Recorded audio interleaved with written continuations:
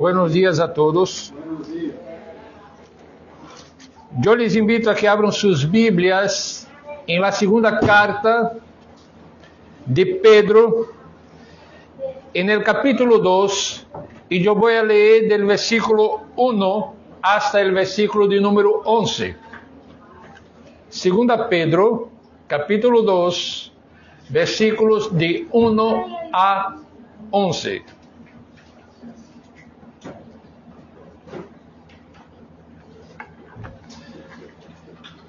Este es el tercer sermón de la serie de Segunda Pedro, que está titulada como Firmes hasta el final.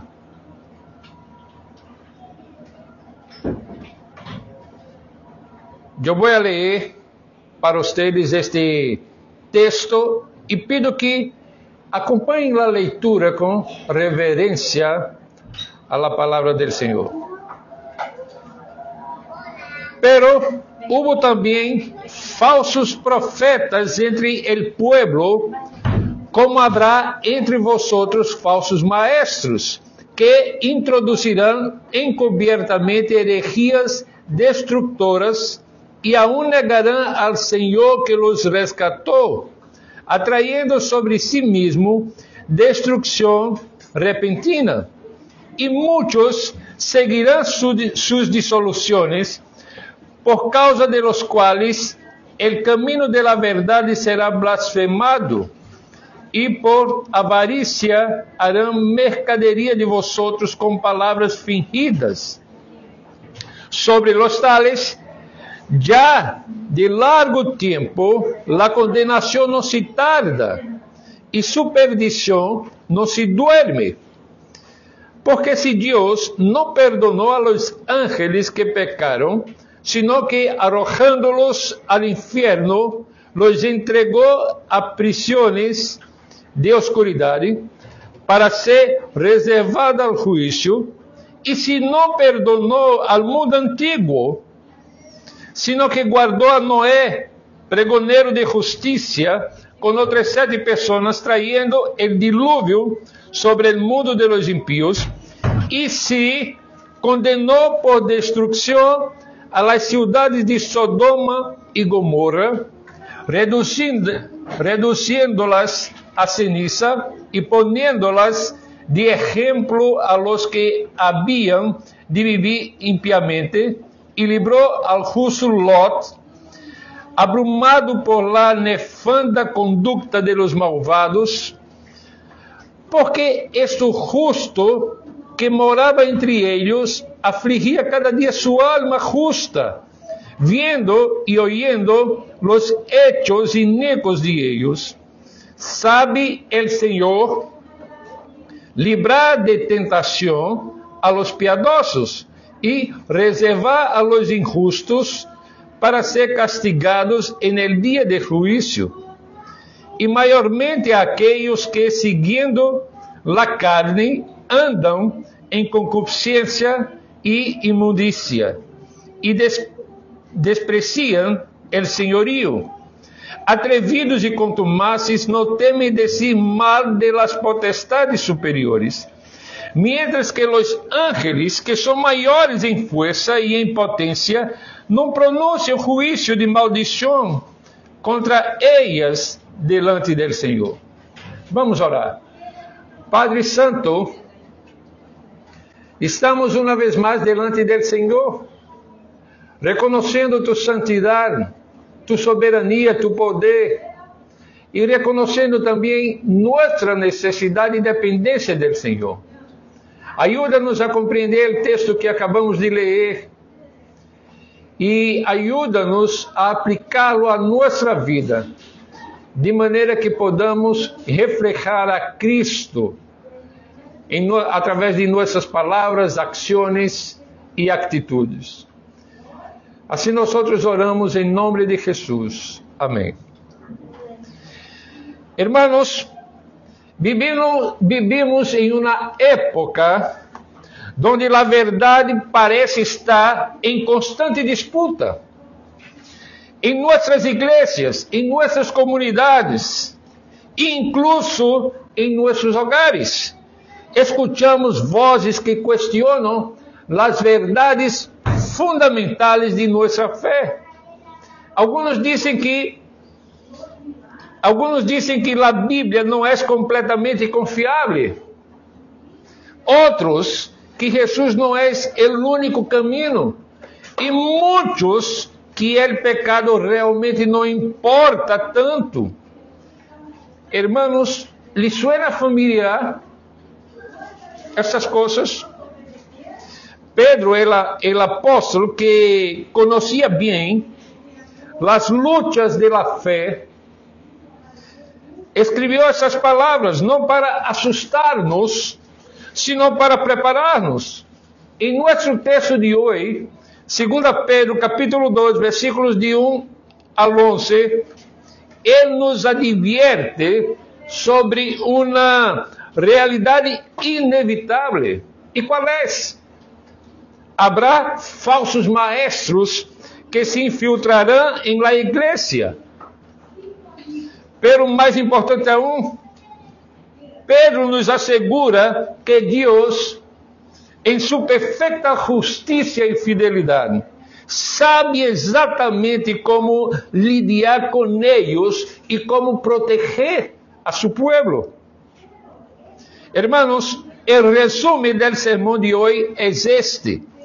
Apesar de la amenaza real e audaz de los falsos maestros, podemos manter-nos firmes hasta el final, porque la imutável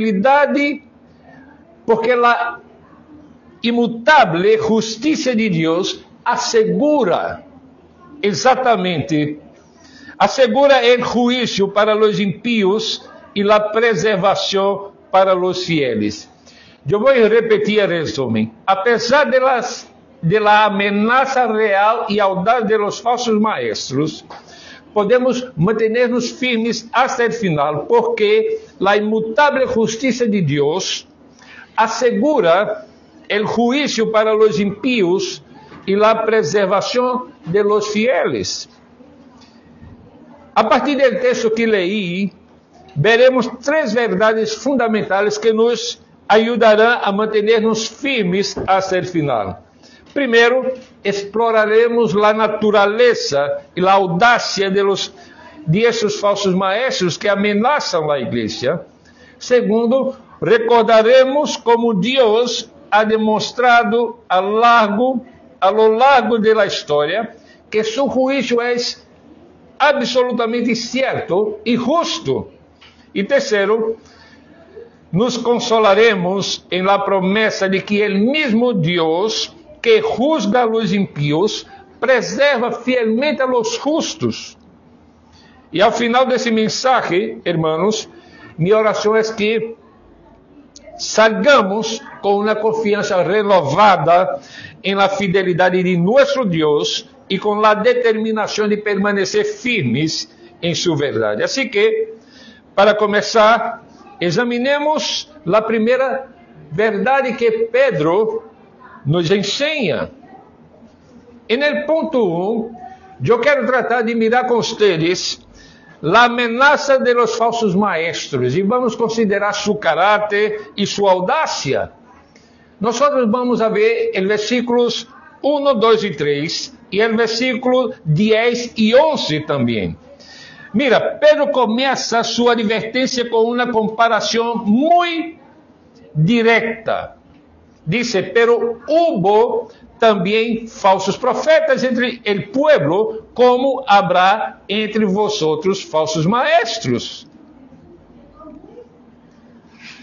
Hermanos, Pedro não disse que talvez habrá, ou é possível que apareçam.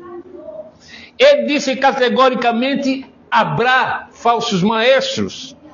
A infiltração de falsos maestros não é uma possibilidade remota, sino uma certeza que a igreja deve enfrentar. E essa ameaça é tão real hoje como foi em aqueles entonces. E é vital para quem busca estar firme até o final. Agora, a pergunta é: quem são exatamente esses falsos maestros? Pedro nos dá pistas muito claras sobre seu método, sobre sua mensagem, sobre sua motivação e sobre seu caráter. Primeiro, Pedro nos disse que são pessoas que introduzirão encobertamente heresias destrutoras. Versículo 1. Dice que introduzirá encobertamente heresias destructoras e aún negarán al Senhor que los rescatou, atrayendo sobre si mismo destrucção repentina. A palavra que Pedro usa aqui é muito interessante porque significa literalmente introduzir de contrabando. Imaginem alguém que passa mercancia proibida por la aduana, escondendo-la entre produtos legítimos. Assim atuam esses falsos maestros. Mesclam o erro com verdade, veneno com medicina, mentira com doutrina sana. E não se apresentam como inimigos declarados, sino como ministros de justiça. Segundo, esses falsos maestros cometem o pecado mais grave. Negarão o Senhor que los rescatou. Aqui Pedro nos está falando de pessoas que em algum momento professaram fé em Cristo, que talvez incluso ocuparam posições de liderazgo na igreja, mas nunca foram verdadeiramente convertidas. Como nos ensina as Escrituras em 1 Juan 2:19, que diz: salieron de nosotros, pero não eram de nosotros, porque se hubiesen sido de nosotros, habrían permanecido con nosotros, diz Juan. Esses falsos maestros são apóstatas, não creyentes que perderam sua salvação, sino professantes falsos que finalmente mostram sua verdadeira natureza. Sua negação não é só um erro intelectual, sino uma traição fundamental à graça redentora de Cristo. Terceiro, Pedro nos disse que sua motivação principal é a avarícia. Mirem comigo o verso 3 outra vez. E por avarícia harão mercaderia de vosotros com palavras fingidas. Estas palavras fingidas são como produtos plásticos. Parecem reais desde lejos, pero quando las examinas de cerca, descubres que não têm substância real. Por exemplo, quando miras uma manzana de plástico de lejos, pode parecer algo real, que pode parecer a fruta mesma, mas quando tu la tocas, tu percebes que em essência não é. Esses falsos maestros conviertem o evangelho em um negócio, a igreja em uma empresa e os creyentes em clientes, explotando sua fé com promessas vazias, doutrinas distorcionadas. A avarícia, como ensina Pablo em Colossenses 3:5, é idolatria. O amor ao dinheiro desplaça a Deus em seus corações. Pero Pedro não termina aí sua descrição desses falsos maestros. Ele profundiza em seu caráter dizendo que são, no verso 10, maiormente aqueles que seguindo a carne andam em la concupiscência e imundícia e despreciam o senhorio. Hermanos, isto nos mostra que não são só maestros com ideias equivocadas. São pessoas que han entregado suas vidas a los desejos corruptos de sua própria natureza pecaminosa. Su libertinaje é uma imundícia sem pudor, uma desvergüenza que afeta suas práticas sexuais e sua vida inteira. Esses falsos maestros, em sua arrogância, desprezam o senhorio ou a autoridade divina. É isso que Pedro está mostrando a nós outros. Eles não querem a Cristo como rei. Vivem segundo suas próprias regras. E já. Pero incluso eleva a gravidade de la rebelião de esses falsos maestros com uma comparação impactante. Los descreve como atrevidos e contumazes. E essas palavras significam audaces hasta la temeridade e obstinadamente arrogantes. E añade, não temem decir mal de las potestades superiores, mientras que los ángeles, que são maiores em força e em potência, não pronunciam juízo de maldição contra ellas delante del Senhor. Versículo 11. Hermanos, pensem en esto. Los ángeles, seres de imenso poder e santidade, mostram reverência incluso hacia los ángeles caídos quando estão na presença de Deus. Se abstêm de blasfemar contra eles. Pero estes falsos maestros, simples humanos, são tão arrogantes que blasfemam sem temor contra autoridades espirituais, incluso demônios. Sua audácia supera com creces a reverência angelical. Hermanos, esta advertência não deve levar-nos ao medo, sino a la vigilância.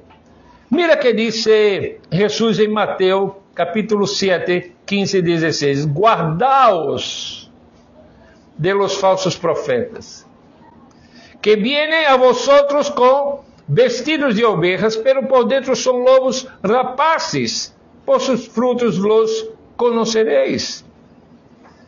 A igreja que quer manter-se firme até o final deve desenvolver discernimento bíblico e estar alerta a estas ameaças. Pero Pedro não se queda solo em la advertência sobre quem são estes falsos maestros. Pedro nos leva a uma verdade aún mais profunda que nos dá segurança. E aqui vamos ao ponto 2, la justiça demonstrada. Aqui vamos a ver que Deus ha juzgado consistentemente a los impíos. E invito a vocês que mirem o verso 4 a 6 comigo outra vez, à medida que vou falando. Depois de advertir-nos sobre a peligrosa natureza de los falsos maestros, Pedro hace algo muito sábio. Pedro nos recuerda a história. Nos mostra 3 exemplos poderosos de como Deus ha actuado no passado e, ao hacerlo, nos assegura de como actuará no futuro. E por quê? Porque nosso Deus é imutável. Hermanos, esse é um atributo de Deus que não podemos olvidar jamais. Deus é imutável. Isso significa que seu amor não cambia, sua santidade não cambia, sua justiça tampouco cambia. Ele não cambia em seu caráter, em seus propósitos, nem em suas promessas. Sua justiça não é arbitrária nem caprichosa. É uma manifestação constante de sua santidade. O primeiro exemplo que Pedro menciona são os ángeles que pecaram. O verso 4 nos diz: porque si Dios no perdonó a los ángeles que pecaron, sino que arrojándolos al infierno, los entregó a prisiones de oscuridad para ser reservado al juicio. Hermanos, pensem nisto. Esses eram seres celestiais, criados em perfeição, que tinham acesso direto à presença de Deus. Sin embargo, quando se rebelaram contra su Criador, Deus não los perdonou por sua posição privilegiada. Los arrojó a prisiones de oscuridade, um lugar de prisão espiritual onde esperam o juízo final. Se Deus não perdonou a los ángeles por sua rebelião, como poderiam escapar os falsos maestros humanos que cometem o mesmo pecado de rebelião? A rebelião contra Deus tem consequências eternas. Essa é uma verdade bíblica e que vemos aqui nesse texto. O segundo exemplo é o dilúvio, versículo 5. Pedro disse: e se não perdonou o mundo antigo, sino que guardou a Noé, pregonero de justiça, com outras 7 pessoas, trayendo o dilúvio sobre o mundo de los impíos. Hermanos, que vemos aqui? Vemos a Deus juzgando não só a indivíduos, sino a uma civilização inteira, que havia chegado a tal nível de corrupção que todo desígnio de los pensamentos del coração de ellos era de contínuo solamente mal. Dice Gênesis capítulo 6, verso 5. O mundo de Noé se parecia muito ao nosso. Violência, imoralidade, desprezo por Deus, isso era a norma. Sin embargo, Deus executou seu juízo com justiça perfeita. Nos disse Sproul, teólogo muito conhecido entre nós. O terceiro exemplo é Sodoma e Gomorra. Versículo 6 diz: e se condenou por destruição a las ciudades de Sodoma e de Gomorra, reducindo-las a ceniza e poniendo-las de exemplo a los que haviam de viver impiamente. Hermanos, essas cidades se converteram em um símbolo permanente do juízo divino. Quando Jesus queria advertir sobre o juízo venidero, mencionava Sodoma. Em Lucas 17, 28 a 30, habla de Sodoma. Deus las convirtió en cenizas como una advertencia visual para todas las generaciones futuras, como Sodoma vivían en impiedad. Essas são as palavras de Hernandes Dias Lopes, um pastor brasileiro, ao comentar este texto de Pedro. Hermanos, que vemos aqui? Um patrão. Deus juzga o pecado de maneira consistente, sem importar quem seja o pecador. Ángeles, civilizações inteiras ou cidades específicas. Sua justiça não é arbitrária nem cambiante, é a expressão perfeita de seu caráter santo e imutável, como nos ensina Abacuc, capítulo 1, versículo 13. Muy limpio eres de ojos para ver el mal, ni puedes ver el agravio. Deus não pode tolerar, hermanos, o pecado porque vai contra sua natureza mesma, vai contra sua santidade. Y el pecado será juzgado y castigado, sea ángeles, civilizaciones enteras o ciudades específicas. Pero la historia no termina con el juicio de los impíos.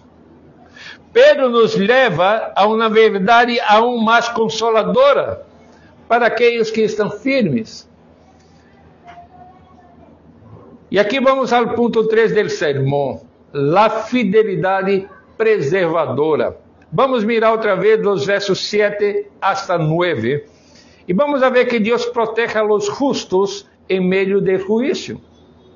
Hermanos, aqui está o coração do mensaje de Pedro e a razão por la qual podemos manter-nos firmes até o final.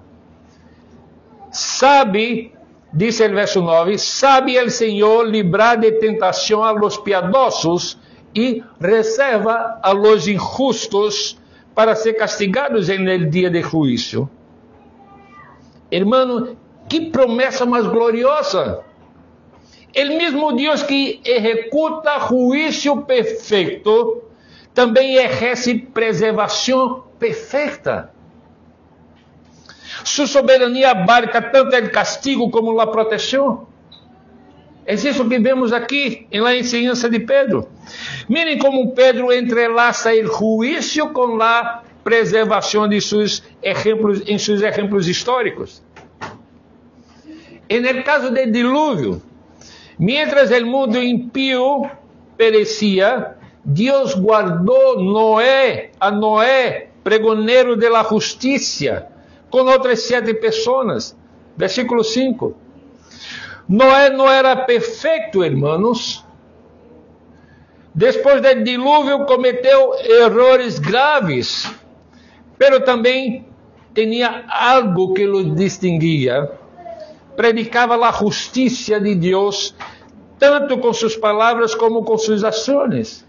Durante 120 anos, construiu el arca, e cada martilhaço era um sermão sobre o juízo venidero e a misericórdia de Deus. Deus lo preservou não por sua perfeição, sino por sua fé. En el caso de Sodoma y Gomorra, el versículo 7 dice que Dios libró al justo Lot, abrumado por la nefanda conducta de los malvados. Hermanos, la história de Lot é fascinante e consoladora a la vez. Lot não era um herói de la fé, tomou decisões questionáveis, vivia em uma cidade corrupta, e seu testemunho era débil. Sin embargo, Pedro lo llama justo 3 vezes en esos versículos. ¿Y por qué? Porque aunque Lot vivia em Sodoma, Sodoma não vivia em Lot. Sua alma justa se afligia cada dia viendo e oyendo los hechos inicuos de ellos. Versículo 8. El pecado a su alrededor lo atormentava porque tinha um coração regenerado, um coração inclinado hacia Deus. Isto ressalta que Deus lo salvou por graça, não por sua própria fortaleza. Hermanos, ven en el patrón, aqui outra vez, Deus conoce perfeitamente a los suyos. Sua omnisciência não é só um conhecimento intelectual ou acadêmico, é conhecimento íntimo e personal. Ele nos conoce a cada um por nossos nomes. Deus conoce nossas lutas, nossas debilidades, nossas tentações. E em sua perfeita sabedoria e poder, sabe exatamente como preservar-nos em meio das pruebas mais difíceis. A capacidade de Deus para distinguir e actuar assim é a base de nossa seguridade.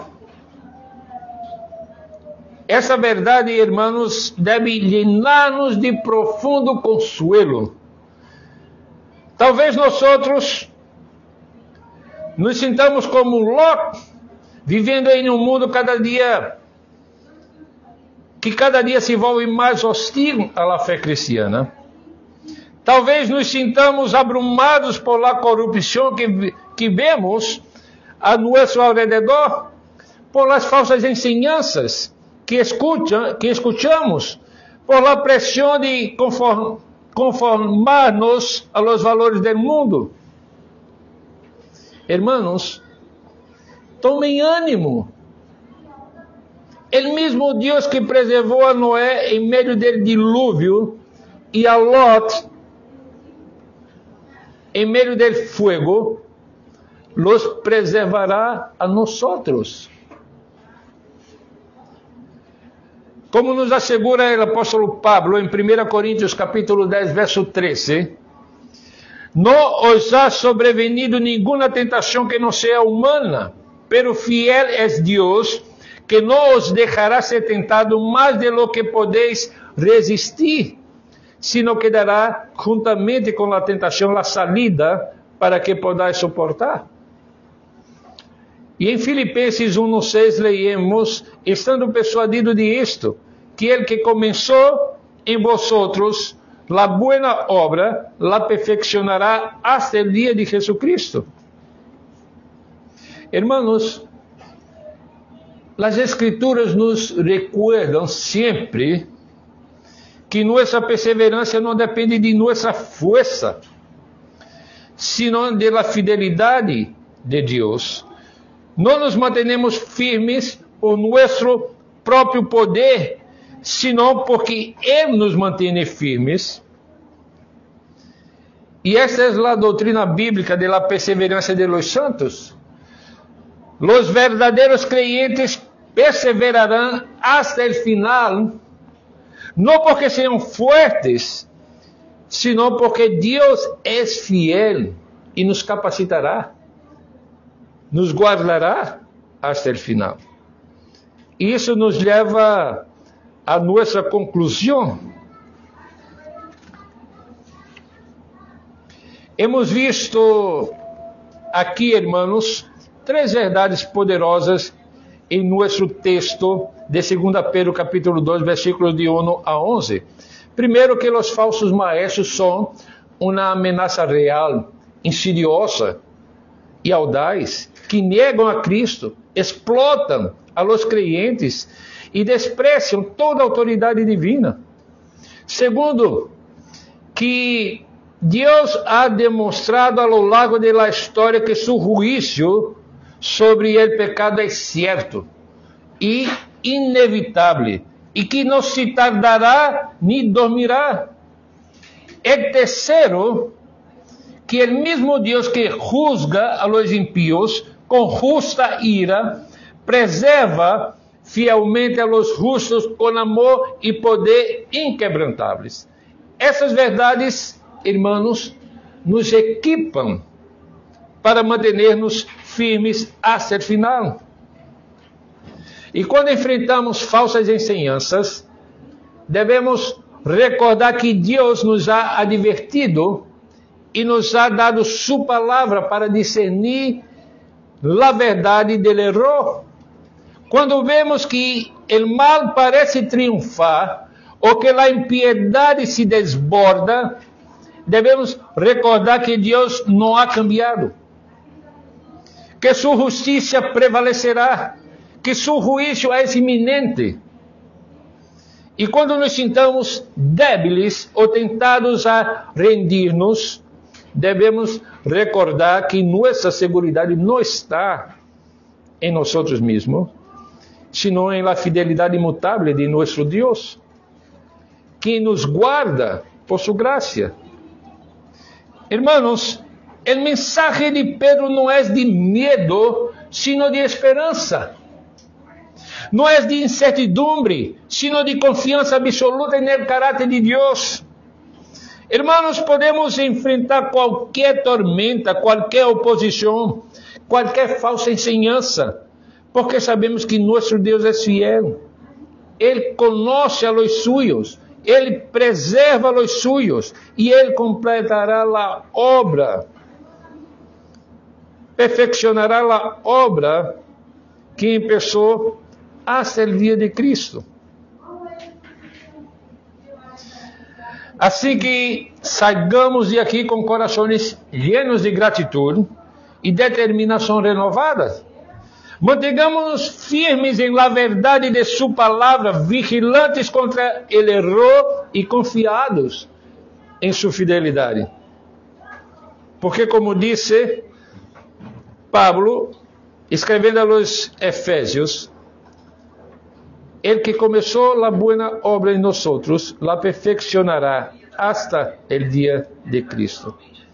Que Deus nos ajude a ser fieles hasta el final para su glória e nosso gozo. Vamos orar. Padre Celestial, te damos graças por tu palavra que nos advierte, que nos ensina e nos consuela. Ajuda-nos a ser vigilantes contra as falsas enseñanças, confiados em tu justiça e seguros em tu fidelidade. Fortalece-nos para manter-nos firmes até o final, não em nossas próprias forças, sino em tu graça, em nome de Jesus. Amém. Hermanos, nós vamos ter uma oração específica sobre a igreja perseguida. Uma vez mais, recordando que temos material à disposição para que os irmãos sepam o que se passa com nossos irmãos em outras partes do mundo. Assim que vamos orar por esta igreja espalhada por vários países, incluso, como disse há alguns dias, países como Colômbia e México estão em la lista de los que mais perseguem cristianos aqui nas Américas. Então, vamos orar por eles e em seguida temos a bendição apostólica e cantaremos el amém triple. Vamos orar. Padre, queremos uma vez mais poner a igreja perseguida em várias partes do mundo em tus manos. Padre, estes irmãos em Cristo estão bajo violência intensa, estão bajo persecução, correndo risco de morrer por sua fé em Cristo. Padre, temos entre eles adultos maiores, niños, mulheres, homens que han declarado sua fé em Jesus, que han amado ao Senhor Jesus, aunque sepam do risco que pode sobrevenir sobre eles.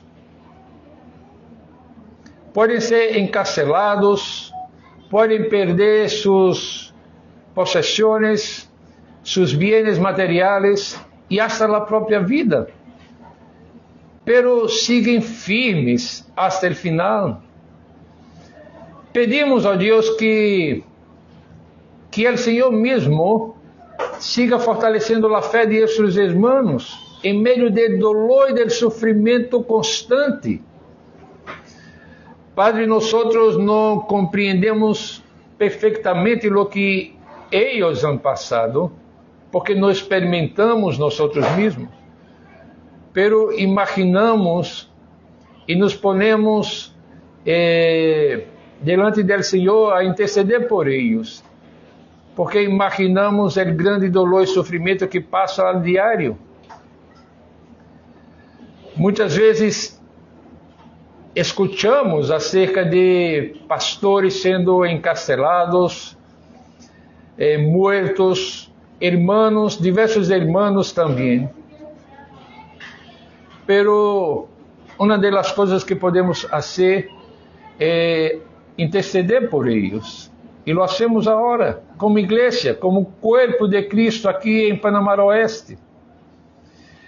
E pedimos, ó Deus, tu graça, tu misericórdia, tu fortaleza, que eles sigam dependendo de tu Espírito, para que los capacite a viver a fé em meio de tão intensa persecução e violência.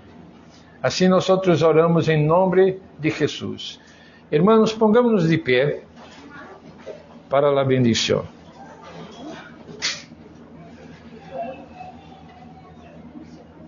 Que a graça de nosso Senhor e Salvador Jesucristo, o amor de Deus el Padre, a comunhão e o consolo do Espírito Santo seja com cada um de nós e com todo o povo de Deus, e de maneira especial sobre os hermanos bajo persecução, hoje e por todo sempre.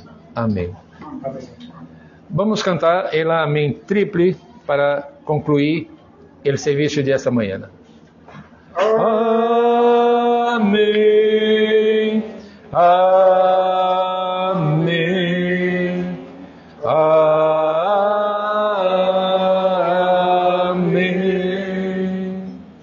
Podem tomar assento. Irmãos,